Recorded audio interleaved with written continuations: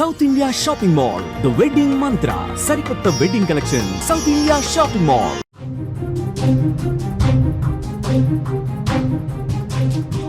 Breaking news చూస్తున్నాం. దేశవ్యాప్తంగా corona కేసులు పెరుగుతున్న పరిస్థితి కనిపిస్తుంది. అలాగే తెలుగు రాష్ట్రాల్లో కూడా కేసులు మెల్లగా చాప కింద నీరులా పెరుగుతున్నాయి. అనంతపురం జిల్లాలో తొలి కరోనా కేసు నమోదైనట్లుగా తెలుస్తుంది. పాతూరుకు చెందిన ఓ మహిళకు కరోనా లక్షణాలు కనిపిస్తున్నాయి. జ్వరం, జలుబు, దగ్గుతో ఆ మహిళ బాధపడుతున్నట్లుగా సమాచారం. టెస్ట్ చేయగా ఆ మహిళకు కరోనా పాజిటివ్ గా నిర్ధారణ అయినట్లుగా తెలుస్తోంది. ప్రస్తుతం ఆమె హోమ్ ఐసోలేషన్ లో బాధిత మహిళ ఉన్నట్లుగా తెలుస్తోంది. ఏపీలో ఇప్పటికే కరోనా కేసులు పెరుగుతున్న భయాందోళనకు గురవుతున్న నేపథ్యంలో అనంతపురం జిల్లాలో తొలి కరోనా కేసు నమోదయ్యి కలవర పెడుతోంది. అనంతపురం నగరంలోని పాతూరుకు చెందిన ఓ మహిళకు జ్వరం, జలుబు, దగ్గు లక్షణాలతో ప్రభుత్వ సర్వజన వైద్యశాలకు చికిత్స నిమిత్తం వెళ్లారు. వైద్యుల అనుమానంతో కోవిడ్ ర్యాపిడ్ టెస్ట్ నిర్వహించగా కోవిడ్ లక్షణాలున్నాయని కూడా తెలుస్తోంది. దీంతో సదరు మహిళను ఆసుపత్రిలో వైద్యం తీసుకోవాలని సూచించగా ఆమె నిరాకరించి హోమ్ ఐసోలేషన్ లో ఉంటారని వైద్యులతో వెల్లడించి వెళ్లినట్లుగా తెలుస్తోంది. కోవిడ్ కేసు నమోదు కావడంతో ప్రజలు అప్రమత్తంగా ఉండాలని ఈ సందర్భంగా వైద్య ఆరోగ్య శాఖ వర్గాలు హెచ్చరించాయి. ఇక ఇదే అంశానికి సంబంధించిన మరింత సమాచారం మా ప్రతినిధి సాయి అందిస్తారు. సాయి, దేశవ్యాప్తంగా కరోనా కేసులు పెరుగుతున్న పరిస్థితి అయితే కనిపిస్తుంది. ఇటు తెలుగు రాష్ట్రాల్లో కూడా అలర్ట్స్ జారీ చేసిన పరిస్థితి కనిపిస్తుంది. ఇదే నేపథ్యంలో అనంతపురంలో తొలి కరోనా కేసు నమోదైనట్లుగా తెలుస్తోంది. దీనికి సంబంధించిన పూర్తి డీటెయిల్స్. ఇప్పటి వరకు కూడా అంటే ఇది వేవ్ కింద లెక్కకపోయినా కోవిడ్ లక్షణాలు పెరుగుతూ ఉండడంతో అంటే first wave, second wave, third wave లాగా ఇది వేవ్ గా అంచనా పెట్టాయి డాక్టర్లు. కానీ కోవిడ్ కేసులు పెరుగుతూ ఉండడంతో దీనికి సంబంధించి ప్రత్యేకంగా ప్రజలకైతే అప్రమత్తత ఉండాలని చెప్పి అప్పటికప్పుడు మెసేజ్లు పంపిస్తూ ఉన్నారు. జలుబు, దగ్గు, ఆయాసం లాంటివి ఏది ఉన్నా కూడా ఇమీడియట్ గా హాస్పిటల్కి వెళ్ళి ర్యాపిడ్ టెస్ట్ చేయించుకోమని చెప్తున్నారు. వీలైనంత వరకు హోమ్ ఐసోలేషన్ లో ఉండడానికి ప్రయత్నం చేయమని చెప్తున్నారు. అయితే ఇవన్నీ పక్కన పెట్టి ఇప్పటి వరకు దేశంలో 4,000 పైగా కోవిడ్ కేసులు పెరిగిపోయాయి. సాధారణంగా ఈ 1 వీక్ చూస్తుంటే ఈ 1 వీక్ లో అనుగుణంగా దాదాపు 2,300 కేసులు ఈ ఒక్క 1 వీక్ లోనే పెరిగిపోయాయి. అయితే మరణాల సంఖ్య చాలా తక్కువ ఉండడం ఇది కొంచెం ఉపశమనం కలిగించే అంశం తప్ప కోవిడ్ కేసులు పెరుగుతూ ఉండడంతో ప్రజలైతే భయాందోళనకు గురవుతారు. ముఖ్యంగా తెలుగు రాష్ట్రాల పరిస్థితి చూస్తుంటే ఆంధ్రప్రదేశ్ లో ఇప్పటి వరకు కూడా 20 పైగా కేసులు నమోదైనా అందులో అందరూ కూడా పూర్తిగా డిశ్చార్జ్ అయిపోయారు. కొంతమంది హోమ్ ఐసోలేషన్ లో ఉండి కోవిడ్ ఏదైతే ఇప్పుడు కొత్తగా వస్తున్న వేరియంట్ ఉందో ఆ వేరియంట్ పట్ల అయితే కొంచెం అప్రమత్తంగా ఉంటున్నారు, హోమ్ ఐసోలేషన్ లో ఉంటున్నారు. సో కొంతమంది వరకు రిలీఫ్ దొరికింది. ఇప్పటివరకు అయితే ప్రస్తుతానికి ఏపీలో కూడా మరణాలు అయితే ఏమీ లేవు కాబట్టి కొంచెం అది ఉపశమనం కలిగించే అంశం. ఇక తాజాగా చూస్తుంటే నిన్న కర్నూలులో 2 కోవిడ్ లక్షణాలు కనిపిస్తే ఈ రోజు అనంతపురం జిల్లాలో ఒక మహిళకి కోవిడ్ లక్షణాలు కనిపించాయి. ఇక్కడ గమనించాల్సిన అంశం ఏంటంటే దేశవ్యాప్తంగా వస్తున్న కోవిడ్ లో వృద్ధులకు ఎక్కువ కోవిడ్ వస్తుందని చెప్పి అందరూ అంచనా వేశారు. కానీ నిన్న కర్నూలులో వచ్చిన మహిళలకు కానీ లేదా ఇప్పుడు అనంతపురంలో వచ్చిన మహిళలకు కానీ వీళ్ళ వయసు 25, 28, 30 అంటే ఈ వయసు వాళ్ళకి కోవిడ్ వచ్చింది అంటే ఇది ఖచ్చితంగా ఆందోళన కలిగించే అంశంగానే భావించాలి. వృద్ధులకి ఎక్కువ అటాక్ అవుతుందని అందరూ భావించారు వేదిక. ఎందుకంటే ఇది ఎక్కువ అమెరికాలో చూస్తుంటే వృద్ధులను ఎక్కువ అటాక్ చేసింది.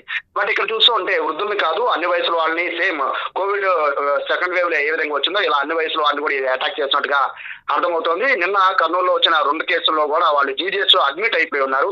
సో వాళ్ళని క్లీన్ గా అబ్జర్వ్ చేస్తున్నారు డాక్టర్లు. కానీ ఇక్కడ అనంతపురంలో వచ్చిన మహిళని హాస్పిటల్ అడ్మిట్ అవ్వమన్నా ఆవిడ కొన్ని కారణాల రీత్యా హోమ్ ఐసోలేషన్ లో ఉంటారని చెప్పారు. సో డాక్టర్ల పర్యవేక్షణతో ఆవిడ హోమ్ ఐసోలేషన్ లో ఉంటున్నారు. అయితే ఎవరికి కూడా జలుబు, దగ్గు వస్తే ఇమీడియట్ గా ఎవరికి వాళ్ళు ఇంట్లో అంటే ఈ Covid first wave, second wave చూసిన తర్వాత జనరల్ గా ప్రికాషన్స్ ఏవైతే మన ఇంట్లో చేసిన ఉంటాయో అవి తీసుకుని చాలా మంది సైలెంట్ అయిపోతున్నారు. కానీ డాక్టర్లు అయితే క్లీన్ గా 2-3 రోజుల దాకా కనుక జలుబు, దగ్గు తగ్గకపోతే మాత్రం ఇమీడియట్ గా ర్యాపిడ్ టెస్ట్ చేసుకోమని చెప్తున్నారు. అలాగే వీలైనంత వరకు హోమ్ ఐసోలేషన్ లో ఉండడానికి, బయట తిరగకుండా జలుబు, దగ్గు వస్తే బయట మాత్రం తిరగకుండా ఉండడానికి ప్రయత్నం చేయమన్నారు. అత్యవసర పరిస్థితి వస్తే మాస్క్ వేసుకుని అది కూడా మామూలుగా మనం జనరల్ గా వాడే అంటే మార్కెట్ లో దొరికే చీప్ మాస్కులు కాకుండా N95 మాస్కులు వాడాలని చెప్పి కూడా డాక్టర్లు సూచిస్తున్న నేపథ్యంలో కరోనా కేసులు అనేవి పెరుగుతూ వస్తున్నాయి. ఆంధ్రప్రదేశ్ ముఖ్యంగా అంటే ఈ సబ్ వేరియంట్ ఏదైతే ఒమిక్రాన్ సబ్ వేరియంట్ కావడంతో ఈ దక్షిణాది రాష్ట్రాలను ఎక్కువ అది కుదిపేస్తోంది. కేరళ, ఢిల్లీ, మహారాష్ట్రాల్లో ఎక్కువ కేసులు నమోదయ్యాయి, మధ్యప్రదేశ్ లో. బట్ ఆ రాష్ట్రాలతో పోలిస్తే తెలుగు రాష్ట్రాలు కొంచెం బెటర్ అనే చెప్పుకోవాలి. అందులో ఆంధ్రప్రదేశ్ ఇంకా కాస్త బెటర్ అనే చెప్పుకోవాలి. ప్రస్తుతానికి అయితే అంత భారీ కేసులు లేకపోయినప్పటికీ దేశవ్యాప్తంగా వస్తున్న ట్రెండ్ ని అంచనా వేస్తూ ఉంటాయి. అంటే కోవిడ్ కేసులు పెరుగుతున్న ట్రెండ్ ని అంచనా వేస్తూ ఉంటే ఖచ్చితంగా ఆంధ్రప్రదేశ్ లో కూడా భారీ కోవిడ్ కేసులు పెరిగే అవకాశం ఉందని డాక్టర్లు చెప్తూ ఉన్నారు. సో ఈ నేపథ్యంలో ప్రస్తుతానికి అయితే ఎక్కడెక్కడ ప్రత్యేకంగా కోవిడ్ కి సంబంధించిన వార్డులను అన్ని హాస్పిటల్లో కూడా ఇప్పటికే ఏర్పాటు చేసి ఉంచారు. ఎవరికైనా కోవిడ్ లక్షణాలు ఉంటే ఇమ్మీడియట్ గా హాస్పిటల్ వచ్చామని చెప్తున్నారు. అలాగే జనసంచారం ఎక్కువ ఉన్న ప్లేస్ లో దగ్గు, జలుబు ఉన్న వాళ్ళని తిరగకుండా ఉండడం బెటర్. ఎందుకంటే మొదటి రెండు వేవులు చూసిన తర్వాత ప్రజలు చేసిన తప్పు దగ్గు జలుబు ఉన్నా కూడా ప్రజల్లో తిరగడం.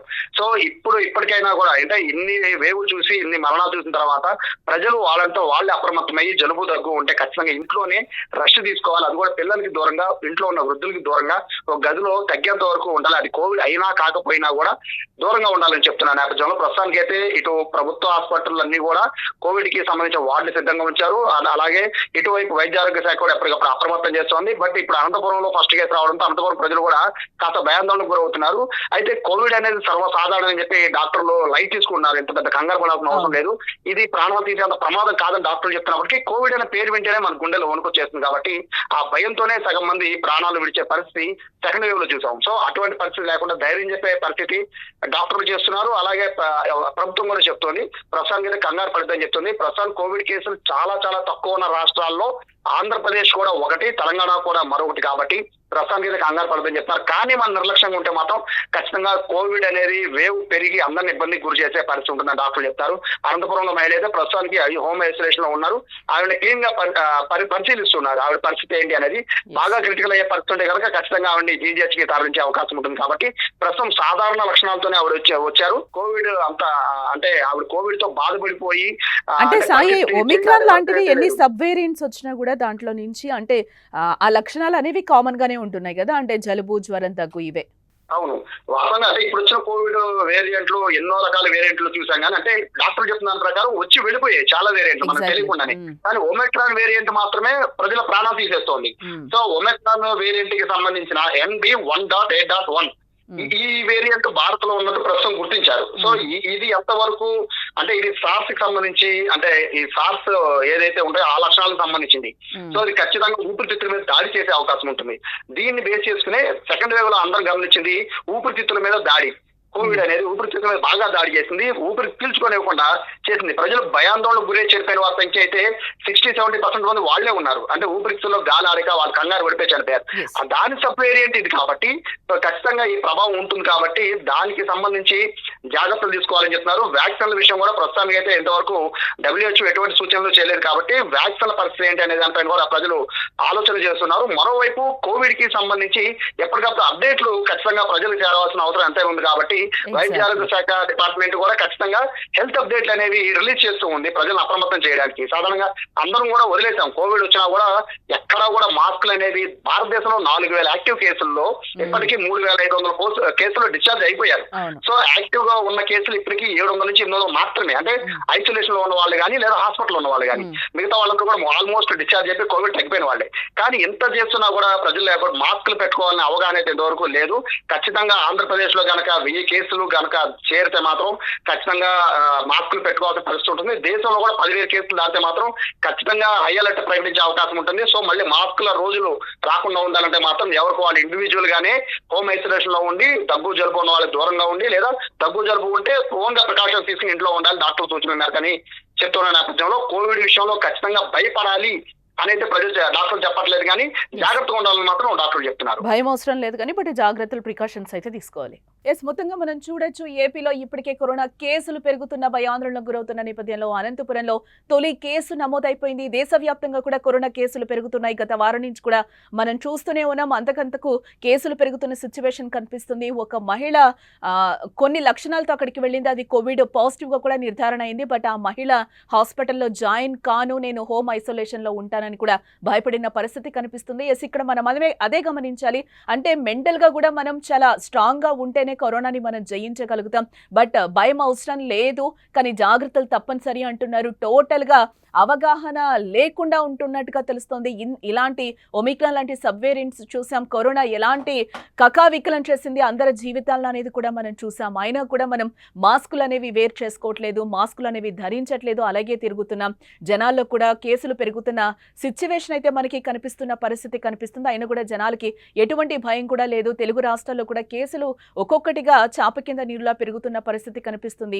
2 తెలుగు రాష్ట్రాల్లోనే కాదు, దేశవ్యాప్తంగా కూడా పెరుగుతుంది. ఇటు కేరళ కానీ, ఢిల్లీ కానీ, మహారాష్ట్ర లాంటి రాష్ట్రాల్లో కూడా తరచుగా కేసులు పెరుగుతున్నాయి. మనం ఇమ్యూనిటీ బూస్టర్స్ కూడా వేసుకున్నాం, అందరం వ్యాక్సిన్లు వేసుకునే ఉన్నాం కాబట్టి అంత భయపడాల్సిన అవసరం లేదు. కానీ భయపడకూడదు అంటే తగిన జాగ్రత్తలు అయితే ఖచ్చితంగా పాటించాలి అని కూడా వైద్యులు చెప్తున్న పరిస్థితి కనిపిస్తుంది. మనం ఎప్పుడైతే మాస్క్ ధరించామో, ఇమ్యూనిటీ పవర్ మనలో ఉండదో అప్పుడు ఖచ్చితంగా ఒమిక్రాన్ లాంటి సబ్ వేరియంట్స్ ఏవైతే ఉన్నాయో, JN.1 లాంటివి మనకి వచ్చే అవకాశం అయితే ఖచ్చితంగా ఉంటుంది అని అంటున్నారు. జ్వరం వచ్చినా కూడా, దగ్గొచ్చినా, ఈ సీజనల్ వ్యాధులు ఏమొచ్చినా కూడా వెంటనే డాక్టర్ని సంప్రదించండి అని కూడా వైద్యులు చెప్తున్న సిచ్యువేషన్ అయితే కనిపిస్తుంది. కాబట్టి అందరం జాగ్రత్తలు పాటించాల్సిన అవసరం ఎంతైనా ఉంది. ఎందుకంటే కరోనా మళ్ళీ చాప కింద నీరులా ప్రవహించే అవకాశం ఉంది కాబట్టి అందరం కూడా చాలా జాగ్రత్తలు తీసుకోవాలని కూడా వైద్యులు సూచిస్తున్న పరిస్థితి కనిపిస్తుంది. మరిన్ని అప్డేట్స్ కోసం చూస్తూనే ఉండండి సుమన్ టీవీ.